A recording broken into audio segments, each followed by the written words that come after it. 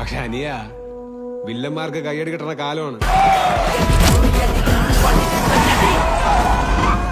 തോണ്ടിപ്പിച്ച് കളിക്കേണ്ട ആളാണോ അവൻ? ക്രിമിനലാണോ അവൻ? ക്രിമിനൽ. അയാളൊരു ഭാഗവത എന്തോ അല്ലേ? തോട്ടെറിഞ്ഞ് നടന്നോണ്ടിരുന്നവനിപ്പൊ നരലിലെ വേലായുധനെ പോലെ ചരടും കെട്ടി കുടുംബം കുട്ടിയായിട്ട് പാട്ടിന്റെ വഴിയെ പൊക്കോണ്ടിരിക്കും. ഗാനഗുണ്ടാണോ അവൻ? ഗാനഗുണ്ട. പൂമാനം പൂത്തുലഞ്ഞേ മിഴികൾ നനയല്ലേ. ഞാൻ കണ്ട കാലം തൊട്ട് പറയുന്നു നിങ്ങൾ അടിക്കണതല്ല മാസെന്ന്. ഉത്സവത്തിന്റെ ഭാഗമായി നമ്മളൊരു കുഞ്ഞു കലാപരിപാടി ഒരുക്കിയിട്ടുണ്ട്.